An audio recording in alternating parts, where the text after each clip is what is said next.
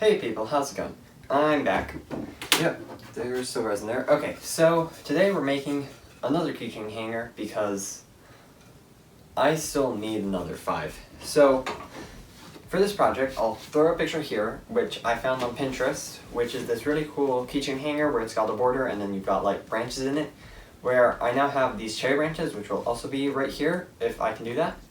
And basically, I'm going to just build that, but using Sugi ban, which is burnt wood for the border, and then putting the branches on the inside.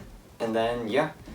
So for this, I've got the wood, I've got a nail gun, I've got tree branches, and yeah, an epoxy or lacquer or some sort of material that I'll find out later what it is, to put over everything to seal it. And today's episode is going to be a complete voiceover because it's so much easier and lets me just do the thing instead of having to explain while doing the thing. And yeah, it's going to go by a bit faster than last one. So cool. Let's get on with the video. Okay, so first off, what I did when I was starting this project was going through and cutting the piece of wood to the right size. So what I did was I got a cheap piece of wood. I think it was maybe $6 at Home Depot, and it's just a cheap oak panel. And from there, I just got the same dimensions as with the last keychain hanger I did, and then went through and used the saw to cut it through. And then I just made sure that all the sides, the two inside pieces were the same, and the two top and bottom pieces were the same. And then I moved on to go sand the pieces because I wanted them to be nice and flat for the Sugi ban. And yeah, so I just went through and sanded them. And then I taped the pieces together to hold them in place while I clamped them. And then I used a nail gun to properly secure them.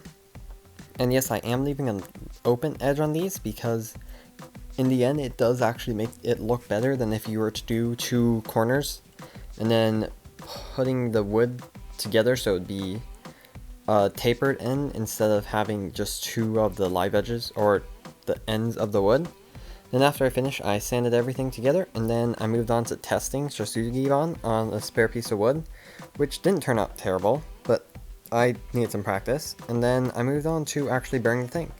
This didn't take that long. As long as you're patient, you should be good to go. But what you do is you just take your torch and you burn the wood, and then you spray it every so often. And then as you burn it, you want to make sure you don't go too deep with your burn because that just doesn't look good. And then from there, you can't really come back.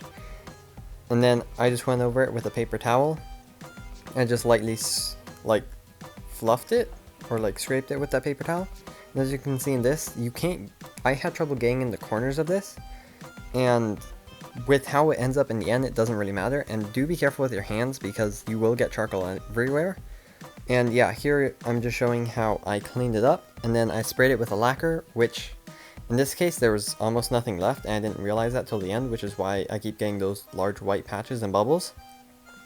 And I also think the wood was just eating up a lot of the lacquer because I hadn't let it sit, and it was also sort of just absorbing it because I burnt it so much. But make sure you've got a new bottle of lacquer or something that has more than an empty can, because then it's not going to work.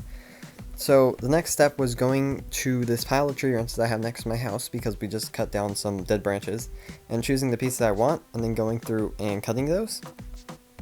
And for that, all I did was I used a saw, reciprocating saw, yeah, that's what that's called, to go through and cut them into pieces. So yeah, that didn't take very long. And yes, for the next few videos, I'm not going to do the post edit me, which is the writing on the top, because I'm using my phone and not my computer until I get an actual camera. So from there, I moved on to get the pieces into the right places and just adjusted them so that they fit, and it was in a nice orientation where I could see what they would look like. And then I moved on to use some epoxy to hold them in place. And as you can see here, this is the method I use a lot. I just put down a layer of packing tape on whatever surface I'm using. I put 1 or 2 next to each other, and then I put the epoxy on there. Because once I'm done, I can scrape the epoxy off with the popsicle stick after I mix it, and then just peel up the tape and wrap the popsicle stick in that tape to keep it all in one piece, and then it's good to go. And then I moved on to adding moss, which I think pulled the entire look together to give it more of that foresty and alive feeling that I was going for in the beginning. And then I used hot glue to secure the moss there because it wasn't going to be seen, and it just held it a lot better. And yeah, from there it was just trying to avoid making a massive mess, which you should be careful with.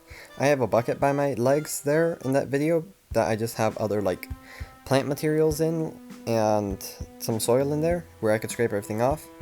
But then after that, I just went through and I sprayed everything with that new can of lacquer that I got to make sure everything was sealed. And then I took down an old nail that I had, and then I sunk 2 new nails in, which I had previously marked the holes for. And then I made sure it was level, and then I threw on the keychains. So yeah, that's the entire video for today. And thanks for watching, and I will see you guys next time. So remember to like, subscribe, and hit the bell icon thing, because yeah, that's important. And also, share this video with other people you know, because maybe they want to build it. And it's only 6 minutes, so it's not that long, and they can figure out how to do something very easy like this and have a good time. So see you guys next time.